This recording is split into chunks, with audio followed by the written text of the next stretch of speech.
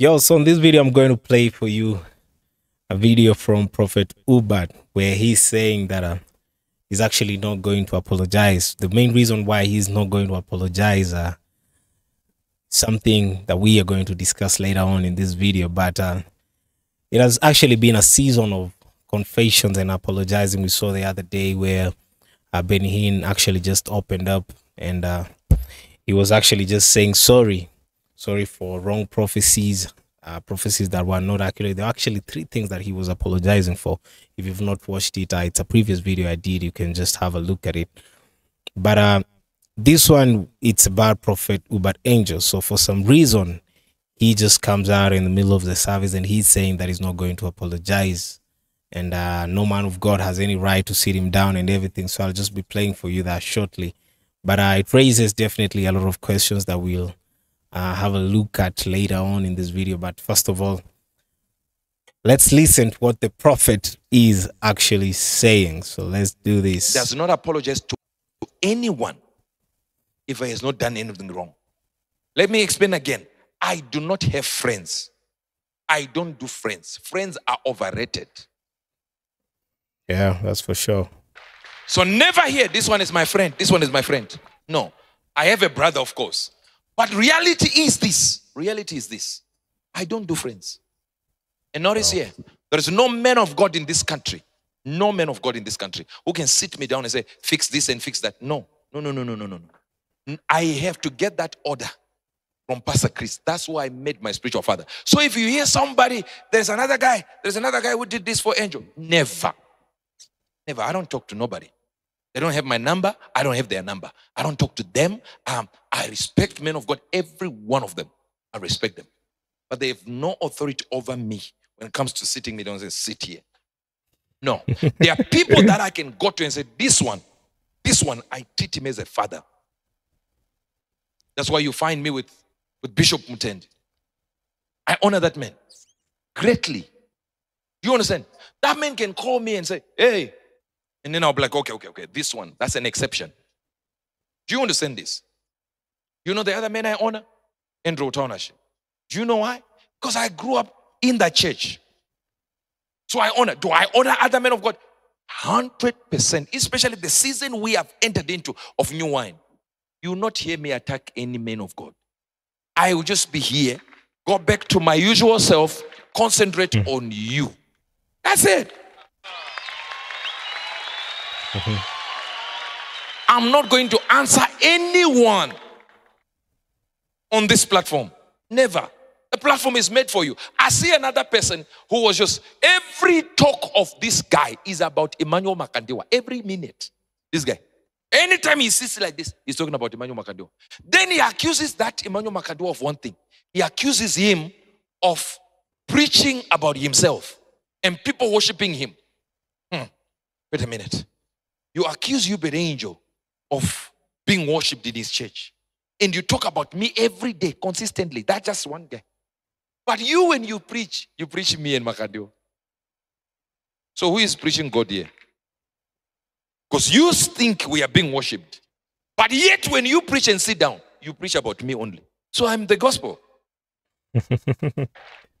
No, you're missing it. If what you talk about is Makandiwa, that means your gospel is Makandiwa. But you are refusing the people of Makandiwa to worship him. Yet they are not worshiping him. I don't know if you're getting this. Yeah, we are. Let me repeat this in a very, very easy way to understand. If you accuse one man, every time you sit down, you're talking about one man. Every time. You already know what I'm talking about. Every time you're talking about one man. All your services have to feature him. Yet, whilst you are featuring him in all your services, you are talking against him, saying the people worship him. Yet, he is there preaching about Christ. But you in your church, you are just preaching him. So who is worshiping him? You and your church.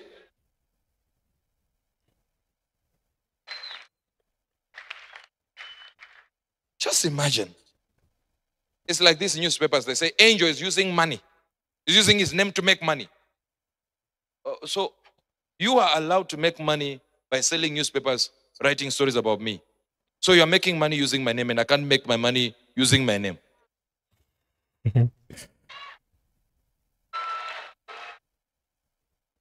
It's just nonsensical. You don't even know one verse. You can't even quote a verse. Every verse you quote has to do with attacking me. It can't be a message. You just become a nuisance. Listen to me. This day you see here, new wine. New level. Yeah, so you just had it. Something there that he's speaking about, newspaper asking him not to use his name and everything, and he's saying that he's going to use his name to make money as well. You know, nowadays, actually the current men of God, prophets and all that, they have actually just become a brand. Like if you look at the way they dress, the way they carry themselves nowadays, the way they create reels on Instagram, the way actually they just package themselves, they have become a whole brand. So I understand when he's saying that he wants to use his own name to make money. It's like, you know, he's built his name to a name that now it's a brand name. Like he can just make money through that. I remember like there were some times back when in those in Pastor Chris concerts, like inside the church that is in Christ Embassy. I remember there was a time that maybe an artist will come on stage and then sing a song, and then Pastor Chris will just go like, hey, this song is actually an amazing song. Guys, we need to go and get the song or the album or whatever. I'm telling you, that song went viral overnight. Like people will just go and get that song and everything. Like this, you see, and if you look at it from a different angle, that is actually like a whole influencing strategy and everything that is actually influencing. So men of God currently have become brands. Their names are actually brand names. Like if you go even with the name of Uebert, or maybe even in this country, they have, I believe their offices, you just get favors from just to be associated with that name. So that is actually what's up. The name has become a brand and all that.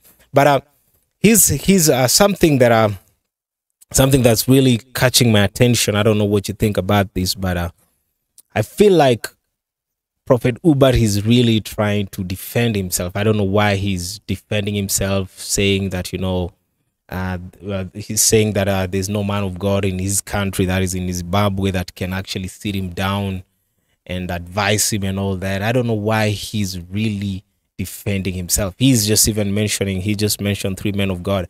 First one being Pastor Chris, his man of God who raised him, and the other bishop. So he's saying those are the only men of God who can actually sit him down. But the question is, why is he rather on the defense mode? What's up? Like, what's really happening? I know the other day there's been a lot of attacking of different men of God have been attacking themselves. Like, for example, Pastor Damina has been attacking the miracle money and all that.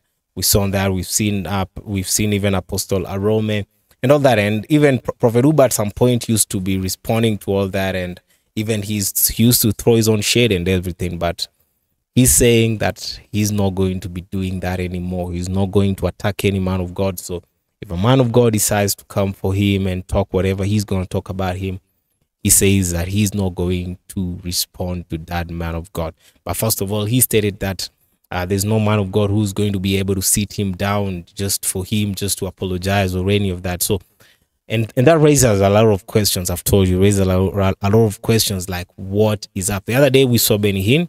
Hinn just came clean, just opened up, and he confessed and he repented and all that. But now Prophet Uebert is saying that there's no man of God who is able to sit him down and actually get him to apologize and all that.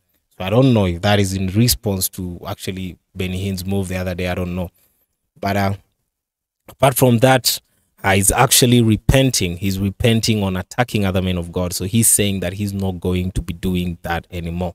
So definitely we are on the lookout. Time will tell. We'll just have a look and see how that goes. If he's going to actually let it slide when they call his name, when they mention miracle money and everything, he's going to let it slide. That one is something that we are going to actually just follow through and have a look at how that goes.